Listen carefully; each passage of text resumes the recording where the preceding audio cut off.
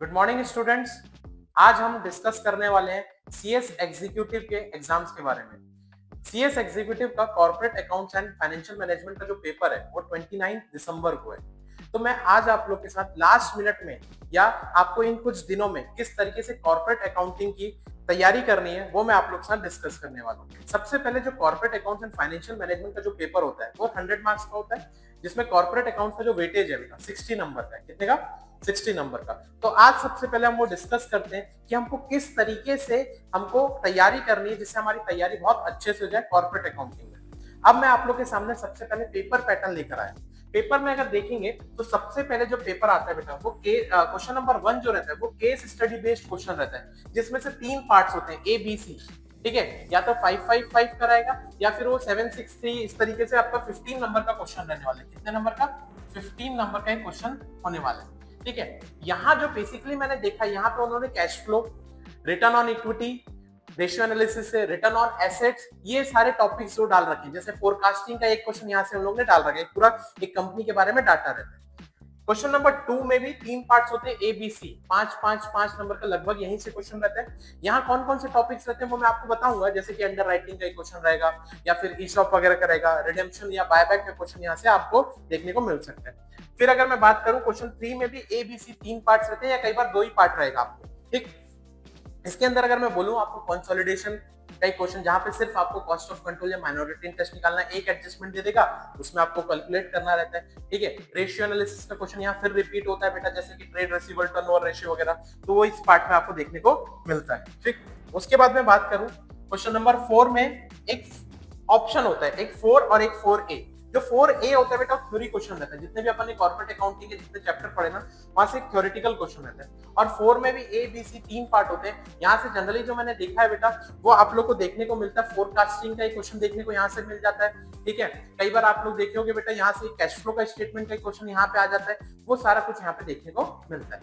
अब मैं आप लोग के सामने एक चैप्टर वाइज एनालिसिस देता हूँ बेटा। ठीक है, तो चैप्टर वाइज एनालिसिस में क्या देना है? ठीक है, लगभग मैंने जो जो टॉपिक्स हैं, जो इंपॉर्टेंट टॉपिक्स हैं, वो आपके सामने लिखा है। जितने मैंने 2 अटेम्प्ट के पेपर देखा जो इंस्टीट्यूट की तरफ से आ रहे हैं वो इस तरीके से: consolidation, cash flow, ratio analysis, debenture में मैंने इशू एंड रिडेम्पशन लिखा है, issue and forfeiture of shares लिखा है, buyback, bonus, redemption of preference shares, underwriting of securities, E shop and forecasting of financial statement. अब बात कर लेते हैं कंसोलिडेशन ऑफ फाइनेंशियल स्टेटमेंट की।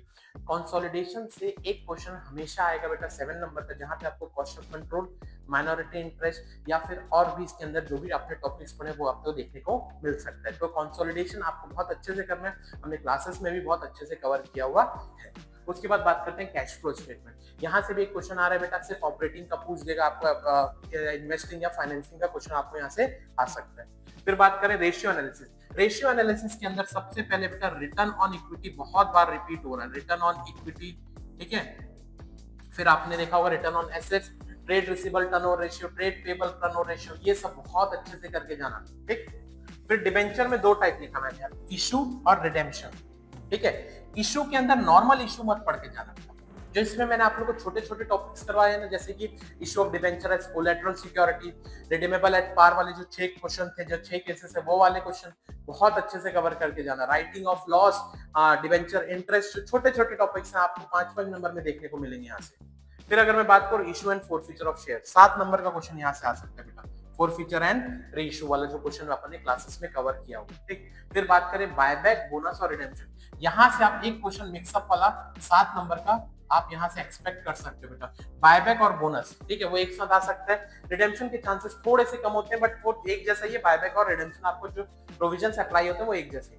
फिर अंडर राइटिंग, श्योर शॉर्ट एक क्वेश्चन यहाँ से आ रहा है बेटा। ठीक है, अंडर राइटिंग ऑफ सिक्योरिटी से एक क्वेश्चन हमेशा श्योर शॉर्ट आपको देखने को मिलेगा। ई शॉप भी अभी लास्ट अटेम्प्ट में ई शॉप से भी एक क्वेश्चन था बेटा। ठीक है, ई शॉप में एम्प्लॉय स्टॉक ऑप्शन प्लान वाला कितने ऑप्शन वेस्ट हुए, कितने अनवेस्टेड रहेगा, वहां से जनरल एंट्री जरूर पूछे। और लास्ट में forecasting, most important and easy.